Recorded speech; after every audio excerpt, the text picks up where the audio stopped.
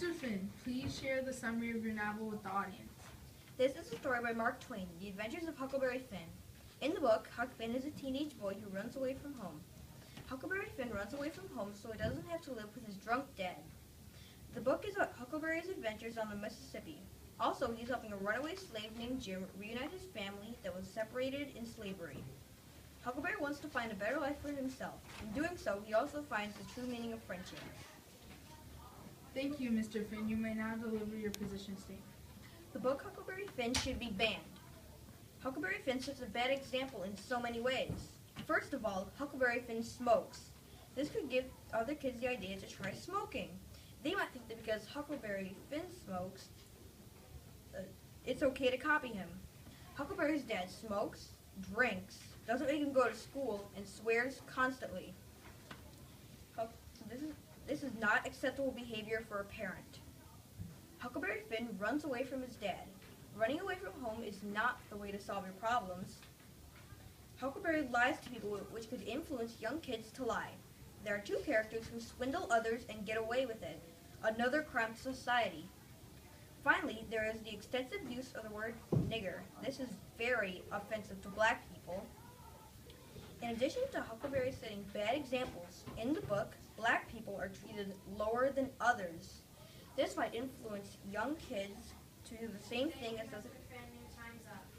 Mr. Houck, you may now deliver your position statement.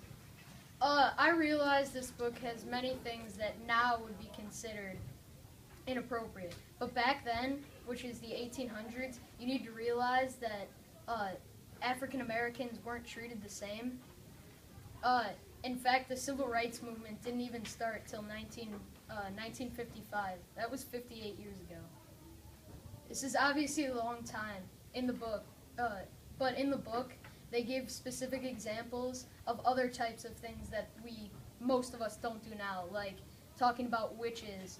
And specifically on page 4, Huck talks about tying a lock of his hair into cloth to keep the witches away and from devils taking his soul. I mean, not many people do that now. And obviously, the First Amendment states that we have the right to read any book, freedom of press, and all those other. Thank you, Mr. Houck. Your time's up. Mr. Finn, you have 1 minute for your rebuttal. Some people might not take the character Huckleberry seriously, but others might. They might think that he's really cool. And even though this did happen a long time ago, people can still be influenced by the ideas suggested in Huckleberry Finn. And according to American poll, 56% of Americans still feel prejudice towards blacks. That's more than half of America.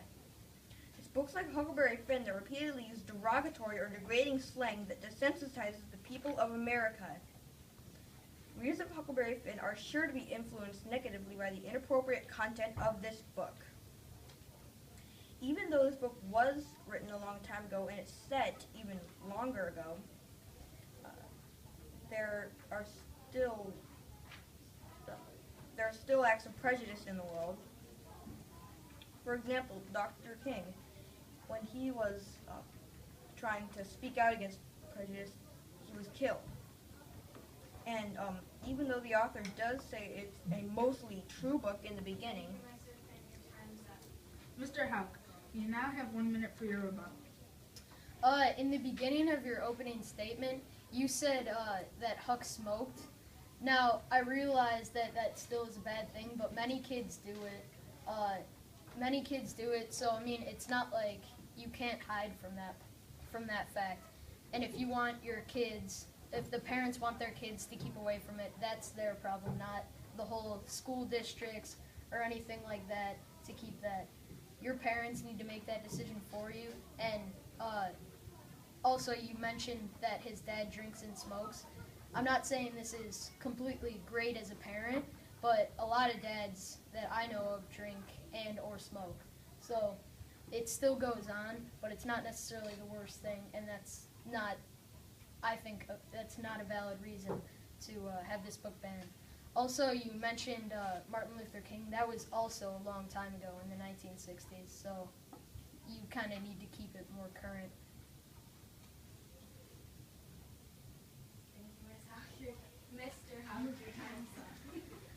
Finn, you have an optional 30 seconds to conclude your thoughts. You should still say no to racism. All men should be created equal. But this book plants evil, racist, rebellious thoughts into the minds of young, impressionable children. Because a 3-year-old, if they saw that Huckleberry smokes, they might ask their older brother to buy them some sort of drug. And even though this book did happen a long time ago, and the facts are a little Thank old, you, Mr. Finn. Your time is up. Mr. Houck, you have an optional 30 seconds to conclude your thoughts. Yes. You mentioned a 3-year-old. First of all, they wouldn't be reading.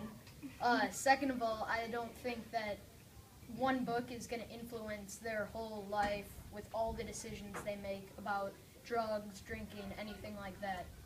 And also, going back to my point earlier with hiding the truth, eventually, this actually happens in the real world. You can hide from it, but there's no getting away from it on the bottom line.